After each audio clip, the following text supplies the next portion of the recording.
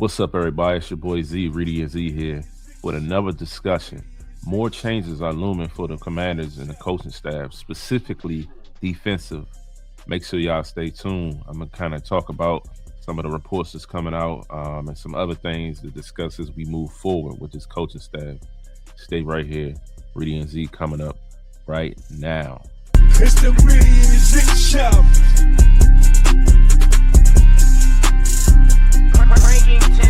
Reedie Zee Show.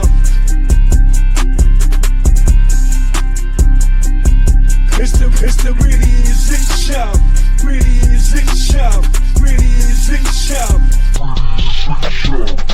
All right, so here we are with another discussion. A couple of days ago, Nikki Javala, she put out a tweet on X, basically saying the Commanders' defensive staff remains fluid after hiring of defensive coordinator Durante Jones, but the team is looking to bring on someone to oversee the front seven with a focus on improving the pass rush per sources.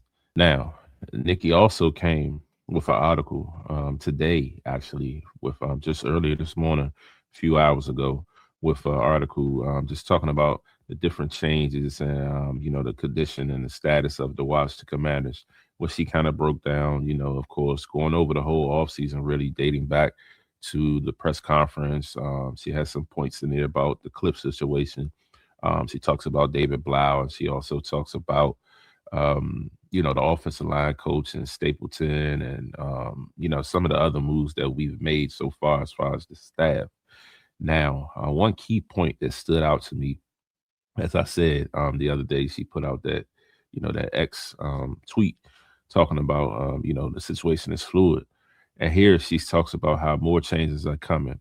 Alterations to the defensive staff are just beginning. The Commanders are looking for a coach to oversee the front seven with a focus on the pass rush, according to two sources with knowledge of the team's thinking.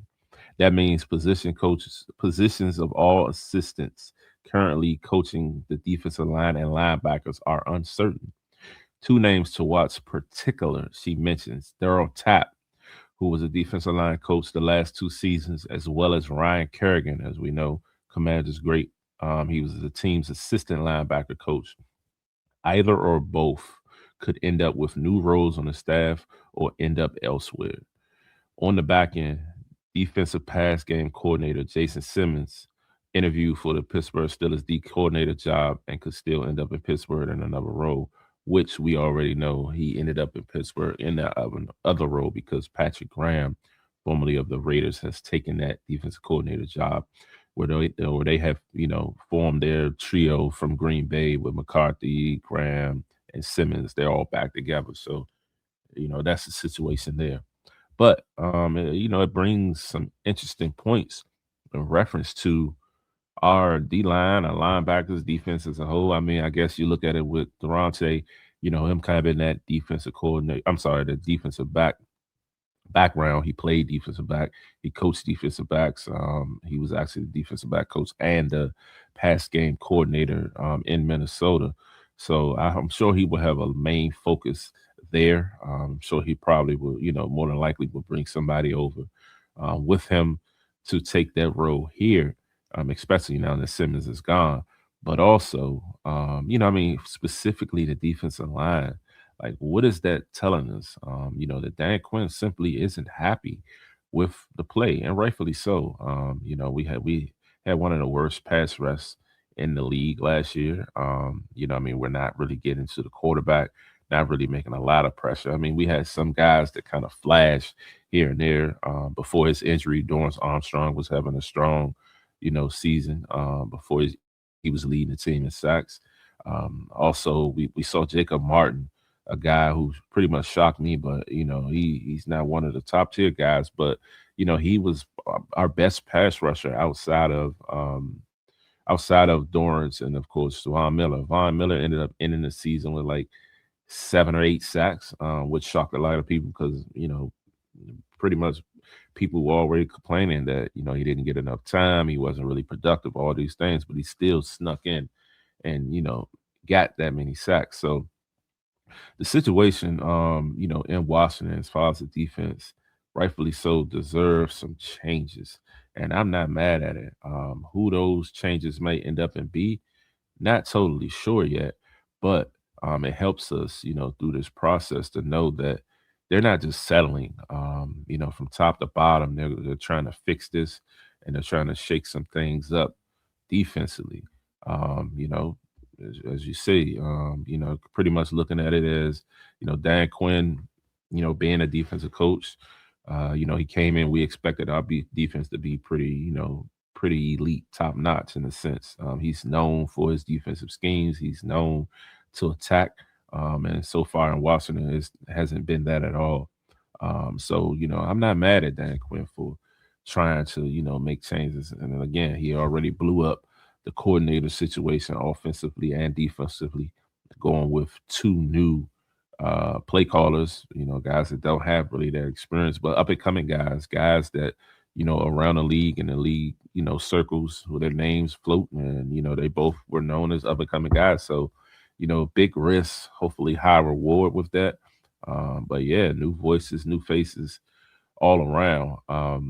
So I'm not necessarily sure who's out there or who's available or what type of names that's out there. And I'll kind of dig back later and maybe do an updated video later, or when we do our other episodes, kind of mention, some people specifically that I maybe think that are good fits. But, maybe Durante Jones, pull some people from Minnesota, where he had success.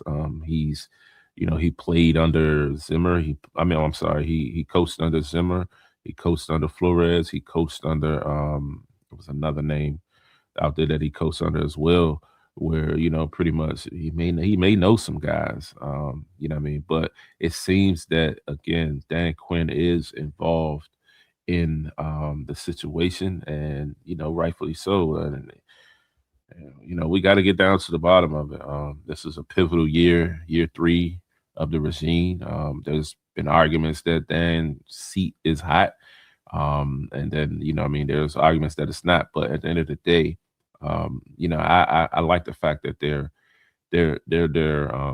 moving along through the process and trying to figure things out rather than just kind of being complacent or not making changes at all, or having that mindset that it's not my guys, it's personnel or whatever it may be. So big changes looming in Washington, and we'll see how it how it all pans out. Just to reiterate the key notes from this article, and again, like I said, there'll be a follow-up, more detailed video that comes out and kind of go more in detail once we get some more information. But the typical notes we have is that we know more changes are coming here in DC. Defensive staff overhaul is far from finished. What we've seen so far is just the beginning stage of Dan Quinn's restructuring this defense, this team overall. The front seven overhaul is coming. Washington is actively searching to oversee, for a coach to oversee the front seven. Primary emphasis is on pass rush development, defensive line productivity, and linebacker play. This signals that the team believes the pass rush was a major failure point in 2025, and rightfully so. Current assistance, that's definitely on the shaking ground. Again, we talked about Daryl Tapp, defensive line coach the last 2 seasons, as well as Ryan Kerrigan, assistant linebacker coach, the last 2 seasons as well. So it could end up where they get new roles within the staff, they have reduced responsibilities, or they could be leaving the organization as a whole, which is a major moment for Kerrigan. Being a great, being a franchise legend. He's not guaranteed to be here. So we'll kind of closely monitor that and see what's going on there. The secondary staff also, as we mentioned, will have changes because we know Jason Simmons has moved along to the Pittsburgh Steelers. So that leaves an opener anyway. Again, I had already expected Durante Jones to come over with someone else, especially after abysmal of the secondary that we had last year. And the big picture takeaway is that Dan Quinn is not making just cosmetic changes. It's a full defensive reset. The goal appears to be that they need a strong pass rush identity, accountability across the staff, and a clear hierarchy.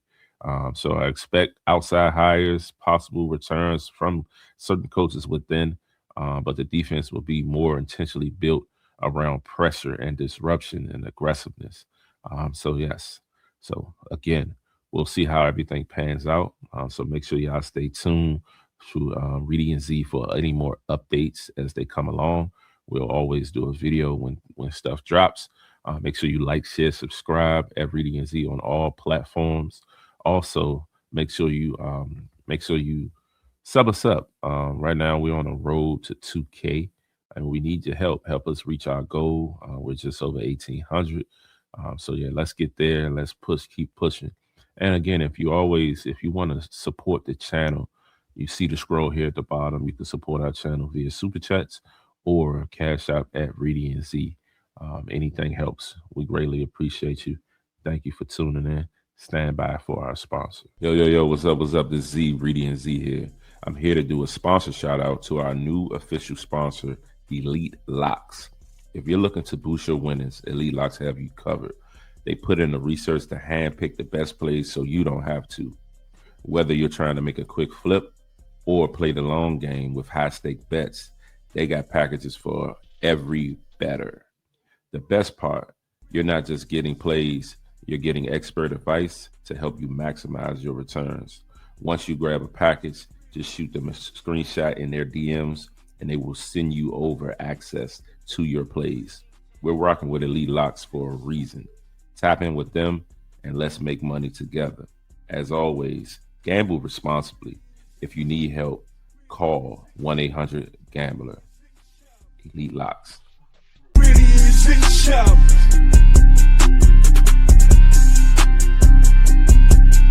It's the Reedie Zee Shop.